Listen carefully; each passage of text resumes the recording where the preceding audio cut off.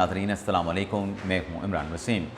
नाज़रीन, मैं अपने प्रॉमिस के मुताबिक जो इस्लामाबाद हाई कोर्ट के 5 जजेस ने गुज़िश्ता रोज़ सुप्रीम कोर्ट ऑफ पाकिस्तान में जो 6 मुख्तलिफ़ दरख्वास्तें दायर की थी, उन दरख्वास्तों के अहम तरीन मंदरजात लेके और दायर की गई 6 दरख्वास्तों पर सुप्रीम कोर्ट में क्या डेवलपमेंट हुई है, जो 5 जजेस हैं ये 6 दरख्वास्तें दायर करने वाले, उनका घेरा कैसे तंग हुआ है, और उसके साथ साथ जो इस्लामाबाद हाई कोर्ट के चीफ जस्टिस हैं सरफराज डोगर साहब, उनको क्लीन चिट मिलने का क्या मामला है, ये सारी डिटेल इस प्रोग्राम में आपके साथ हम शेयर करेंगे। और जो पाकिस्तान तहरीक इंसाफ का मिशन नूर है, उस मिशन नूर से मुतल्लिक जो अंदरूनी लड़ाई शिद्दत अख्तियार कर गई है, मिशन नूर का धड़न तख्ता कैसे हुआ है, इस खबर पर भी प्रोग्राम में आगे चल के आप नाज़रीन के साथ हम बात करेंगे। तो नाज़रीन, पहली खबर से गुफ्तगू का आगाज़ करते हैं। जो 6 दरख्वास्तें सुप्रीम कोर्ट में 5 जजेस की जानिब से दायर की गई, उसमें 5 जो दरख्वास्तें हैं वो कॉन्स्टिट्यूशनल पिटीशंस हैं, यानी आइनी दरख्वास्तें हैं। और एक जो दरख्वास्त है, जो उसकी 6ठी दरख्वास्त है, वो जैसे जहांगीरी साहब ने फ़ाइल की, जो उन्हें जुडिशल वर्क से रोका गया है। यानी जैसे जहांगीरी साहब ने CPLA भी फ़ाइल की है इस्लामाबाद हाई कोर्ट के फ़ैसले के ख़िलाफ़, और जैसे जहांगीरी साहब ने बाकी 4 जजेस के साथ मिल के कॉन्स्टिट्यूशन पटिशन्स भी सुप्रीम कोर्ट में दायर की हैं। तो पहले हम बात कर लेते हैं जो CPLA, जो जुडिशल वर्क से रोकने का जो इस्लामाबाद हाई कोर्ट का फ़ैसला है, उस पर जहांगीरी साहब क्या कहते हैं। ऐसे इस्लामाबाद हाई कोर्ट में एडवोकेट मियाँ दाऊद ने पटिशन दायर की थी, और उसमें मियाँ दाऊद साहब ने कहा था कि वो विसल ब्लोअर हैं और जो जज साहब की मुबैना डिग्री है उस पर वो जज बनने के अहल नहीं थे। तो जो तारिक महमूद जहांगीरी साहब ने अपनी अपील दायर की है, उस अपील में जहांगीरी साहब ने जो पटिशनर है मियाँ दाऊद, उन्हें खुद साख्ता विसल ब्लोअर कहा है कि ये खुद साख्ता विसल ब्लोअर है, ये कोई हकीकी विसल ब्लोअर नहीं है जो इस्लामाबाद हाई कोर्ट में मेरी डिग्री के मामले पे गया था। यानी उन्हें आप यूँ कह लें कि कोई टाउट या कोई हैबिचुअल पटिशनर के तौर पर जो है जहांगीरी साहब ने अपनी पटिशन में लिखा है। अब इस पटिशन में जो जहांगीरी साहब लिख रहे हैं कि एक तो जो हुक्म इम्तना की दरख्वास्त थी कि मुझे जुडिशल वर्क से रोका जाए, उस पर किसी किस्म के आर्गूमेंट नहीं हुए, और ये गैर कानूनी ऑर्डर जो है वो जज साहब ने जुडिशल वर्क से रोकने का जारी किया है। जहांगीरी साहब अपनी पटिशन में लिखते हैं कि जो कमरे अदालत में बात हुई, जहाँ पर वकला की, साइलिन की बड़ी तादाद मौजूद थी, वहाँ पे चीफ जस्टिस सरफराज डोगर साहब ने कहा था कि चूँकि मामला सुप्रीम जुडिशल काउंसिल में पेंडिंग है, तो लिहाजा हम इस पर कोई कार्रवाई नहीं करेंगे, कोई फ़ैसला नहीं करेंगे अनटिल अनलेस, जब तक सुप्रीम जुडिशल काउंसिल से फ़ैसला नहीं हो जाता। लेकिन फिर चैम्बर में जाके मुझे जुडिशल वर्क से रोकने का जो है वो आर्डर जारी कर दिया गया। अब जहांगीरी साहब अपनी अपील में कहते हैं कि पहले तो इस दरख्वास्त के काबिल समात होने का फ़ैसला बाकी था, और फिर हुक्म इम्तना की दरख्वास्त पर कोई दलाइल नहीं दिए गए, तो लिहाजा अगर ये दरवाज़ा खुल जाता है तो फिर तो हाई कोर्ट का जो लार्जर बेंच होगा जजेस का, वो अपने साथी जजेस को काम से रोकने का उस लार्जर बेंच को अख्तियार मिल जाएगा। तो लिहाजा कहा गया है कि ये जो 16 सितंबर का ऑर्डर है सरफराज डोगर साहब के डिवीज़न बेंच का, इसको कलअदम करार दिया जाए। लेकिन इस पटिशन में नाजरीन, जो मैंने कहा ना, कुछ ऐसी चीज़ें हैं जो हाईलाइट करना ज़रूरी हैं,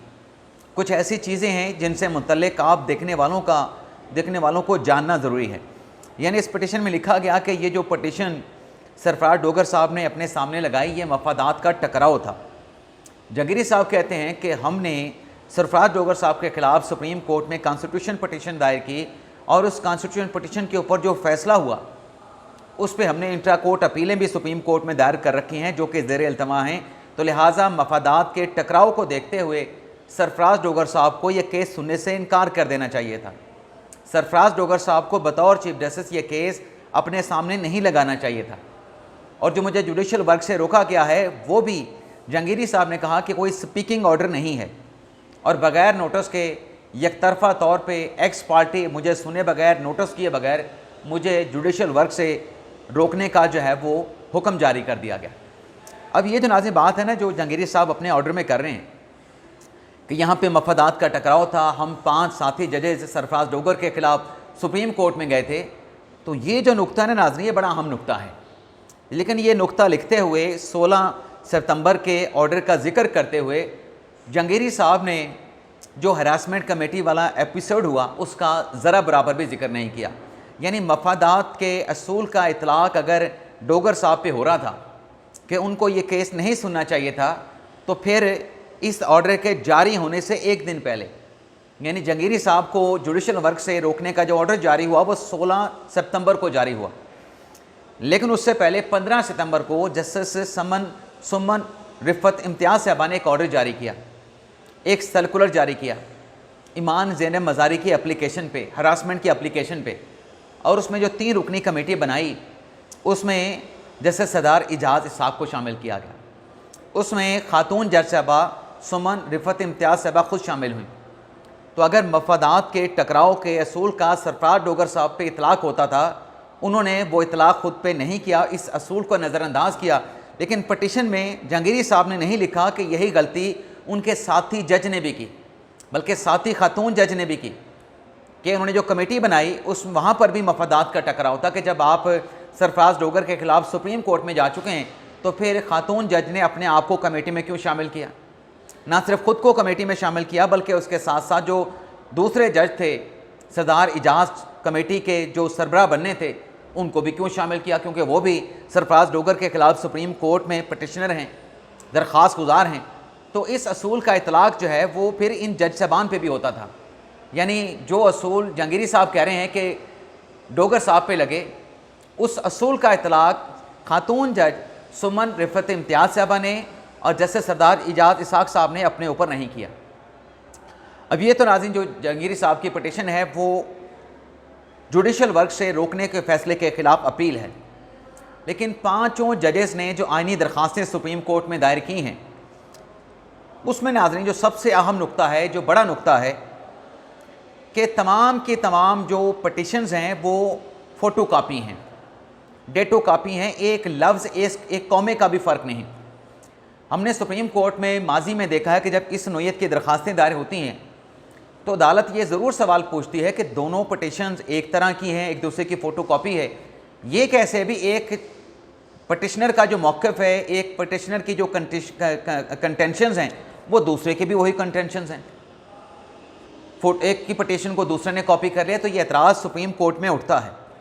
लेकिन दूसरा नाज़रीन जो बुनियादी फंडामेंटल एतराज़ है कि ये जो आर्टिकल 184(3) की दरख्वास्तें होती हैं, इसमें आप नुक्ता उठाते हैं कि मैं अगर सुप्रीम कोर्ट में आर्टिकल 184(3) की दरख्वास्त दायर करूं तो मैं अपनी दरख्वास्त में ज़िक्र करूंगा, पहले तो इंडिविजुअल आप आर्टिकल 184(3) की दरख्वास्त नहीं दायर कर सकते, क्योंकि जो आइन का आर्टिकल 184 है वो पब्लिक एट लार्ज के हवाले से है, वो पब्लिक इम्पॉर्टेंस के हवाले से है। वो पब्लिक एट लार्ज अगर बुनियादी हकूक़ की इन्फ्रिंजमेंट हो रही है, वायलेशन हो रही है, तब आप फाइल कर सकते हैं।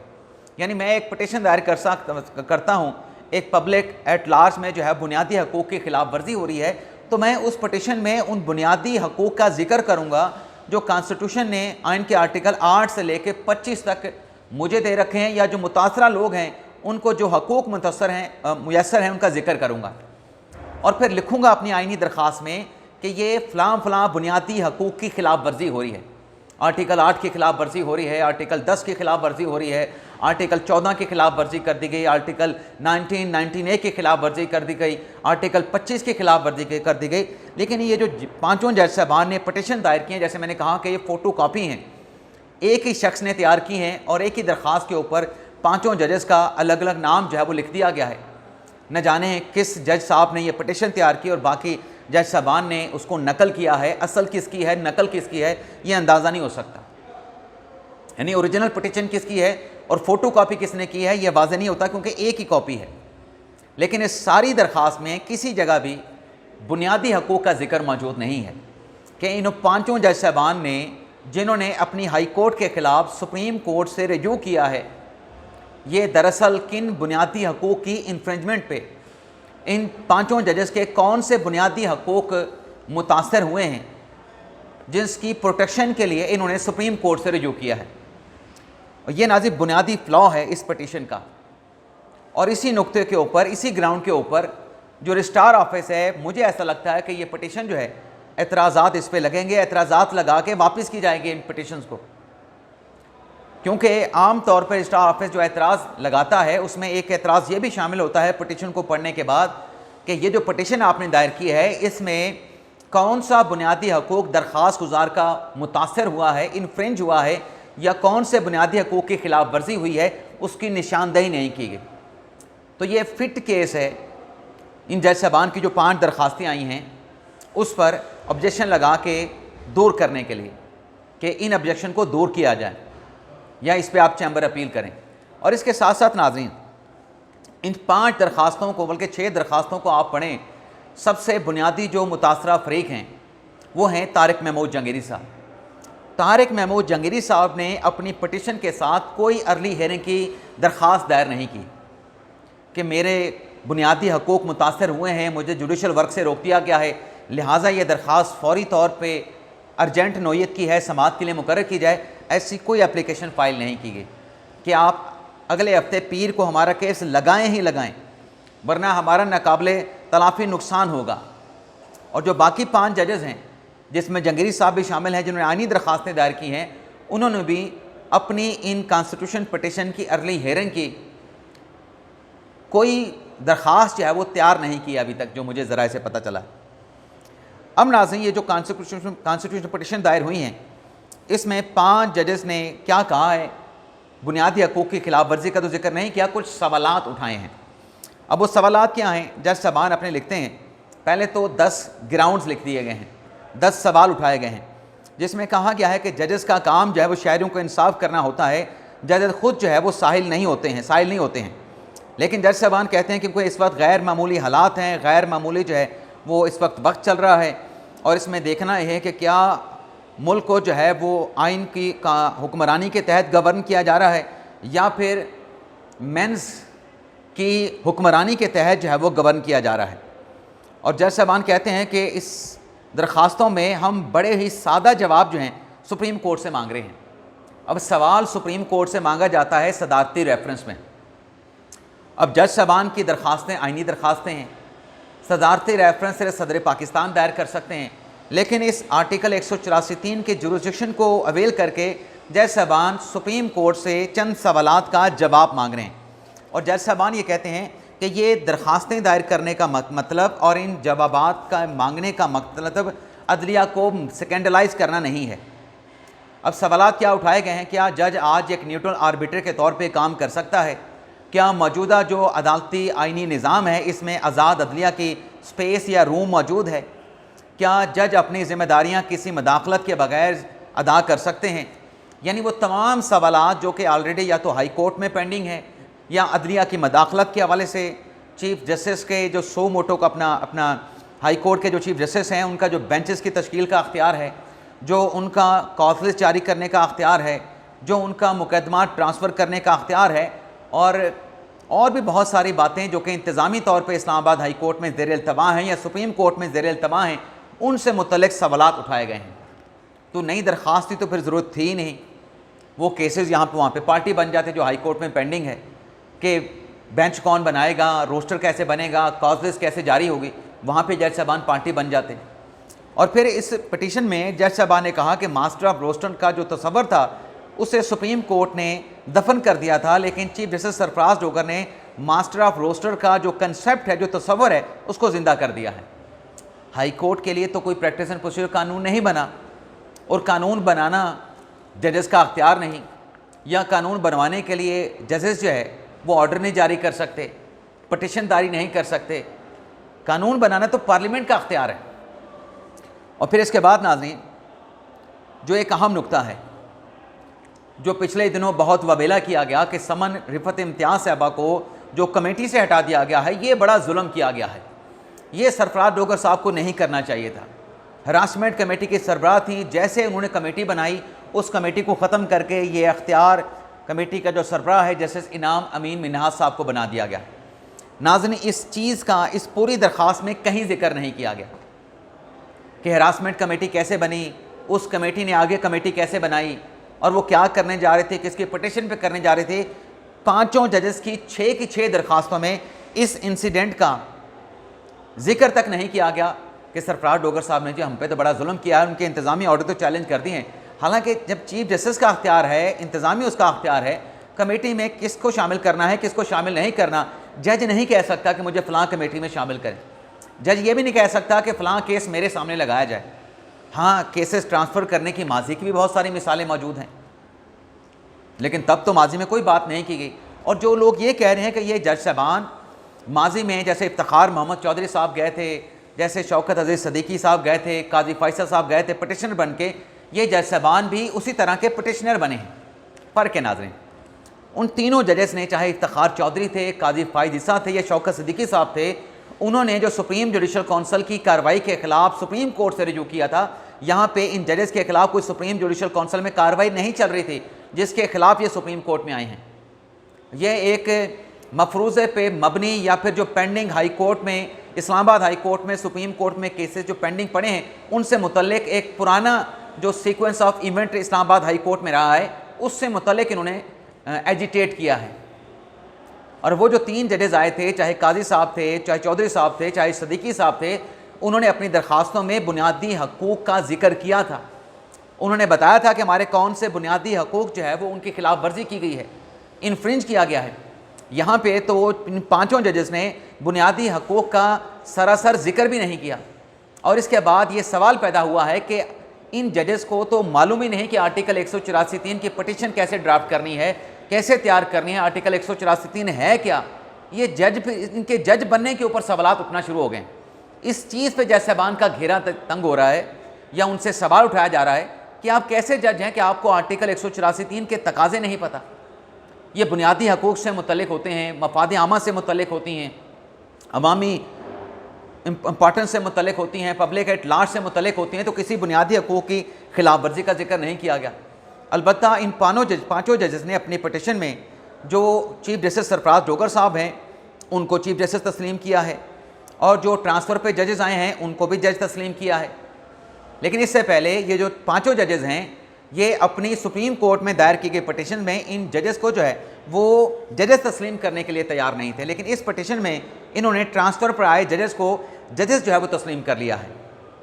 और जो कमेटी हरासमेंट वाली तब्दील की थी उस पर भी सरफराज डोगर साहब को क्लीन चिट देती है उस मामले का इस दरख्वास्त में जिक्र ना करके। अब नाज़रीन आते हैं जो मिशन नूर से मुतल्लिक तहरीक इंसाफ का सोशल मीडिया ब्रिगेड एक कंपेन लेके चल रहा था, एक प्रोपेगेंडा लेके चल रहा था। उसमें नाज़रीन डेवलपमेंट ये हुई है कि पाकिस्तान तहरीक इंसाफ के कुछ रहनुमाओं की जानिब से इस सारे मामले से लाताल्लुकी का इज़हार कर दिया गया है। नाज़रीन एक ट्वीट किया गया है जनाब आरिफ अलवी की तरफ से, अलीम आदल शेख की तरफ से, खालिद कुरैशी की तरफ से। हालांकि इनकी तरफ से पहले जो ट्वीट किए गए, एक्स पे जो पोस्ट किए गए, उसमें मिशन नूर की जो कंपेन थी उसको सपोर्ट किया गया। लेकिन अब आरिफ अलवी साहब और बाकी PTI के रहनुमा ये कह रहे हैं कि मैंने 20 सितंबर को 9 बजे अजान देने वाली पोस्ट इसलिए डिलीट कर दी है कि इस मिशन का नाम और पस मंज़र मुतनाज़ा है। मेरा अकीदा और वाबस्तगी हमेशा वाज़ेह रही, हम आशिकान रसूल सल्लल्लाहु अलैहि वसल्लम हैं, ख़त्म नबूवत हमारे ईमान का जुज़्व है, लाज़म है, और हम हमेशा मदनी रियासत और अतबाए सुन्नत रसूल नबी सल्लल्लाहु अलैहि वसल्लम, अतबाए सुन्नत नबी सल्लल्लाहु अलैहि वसल्लम के पैरोकार रहे हैं। तहरीक तहफ़्फ़ुज़ आने पाकिस्तान ने एहतजाजी तहरीक के सिलसिले में जो सिफारशात मुरतब की थी उसमें एक तजवीज़ अज़ान देने की भी शामिल थी, और इस हवाले से मुख्तलिफ़ TV प्रोग्रामों में भी इसका जिक्र हुआ।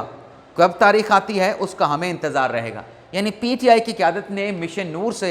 लाताल्लुक़ का इज़हार कर दिया है, लेकिन जो PTI का सोशल मीडिया ब्रिगेड है वो इसका इल्ज़ाम जो है वो इस्टेब्लिशमेंट पे दे रहा है